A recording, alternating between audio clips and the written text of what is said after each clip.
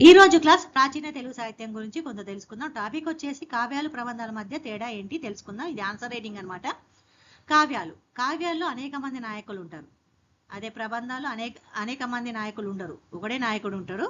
మరి ప్రబంధాలలో అష్టాదశ వర్ణాలు ఉంటాయి. మరి కావ్యాల్లో అలంకారాలు సమాసాలు ఉంటాయి. మరి ప్రబంధాలు అష్టాదశ వర్ణాలు. మరి అష్టాదశ వర్ణాలు అంటే అష్టాదశ పురాణాలు వేరు. మరి అష్టాదశ పురాణాలకి ఉప పురాణాలు 36 వేరు. మరి అష్టాదశ వర్ణాలు అంటే 18 వర్ణాలతో కూడిందే ప్రబంధాలు అనమాట. అంతకంటే ఎక్కువనే ఉండాలి కానీ తక్కువ ఉండదు ప్రబంధాల్లో అష్టాదశ వర్ణాలు. అదే కావ్యాలు అయితే అలంకారాలు సమాసాలు ఉంటాయి. ఇతిహాసాలన్నీ మనకు రామాయణ మహాభారతం. ఇతి ప్లస్ హాసం అంటే ఇలా జరిగిందని చరిత్రకు సాక్ష్యం చెప్పే పురాణాలు రామాయణం మహాభారతం అనమాట. మరి మహాభారతం నాయకుడు ఎవరు లేరు, కథే నాయకుడు అనమాట. ఇక్కడ ప్రధాన కథతో కూడి మొత్తం చుట్టూ ఉపకథలు ఉంటాయి అనమాట. ప్రతి ఉపకథకు కూడా ప్రధాన కథతో సంబంధం ముడిపడి ఉంటాయి.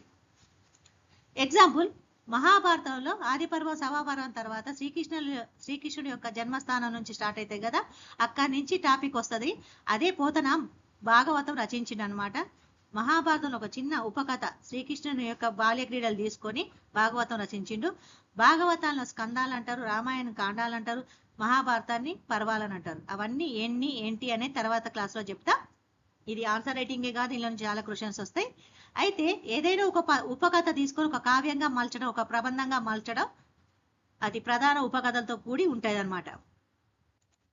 ఇక్కడ గుర్తుంచుకోవాల్సింది ఏంటంటే కావ్యాల్లో అనేక మంది నాయకులు ఉంటారు, ప్రబంధాల్లో ఏకనాయకుడు ఉంటాడు. ఎగ్జాంపుల్, కావ్యాల్లో రామాయణంలో అక్కడ రాముడు సీత ఈ 2 పాత్రలు ఉంటాయి.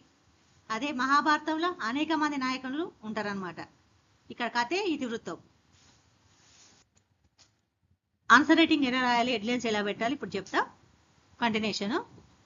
మరి వీటిలోంచి చాలా క్వశ్చన్స్ కూడా వస్తాయి. డిఎస్సి కావచ్చు, గ్రూప్స్ కూడా వస్తాయి, అన్నిట్లో సెట్లు కూడా వస్తాయి.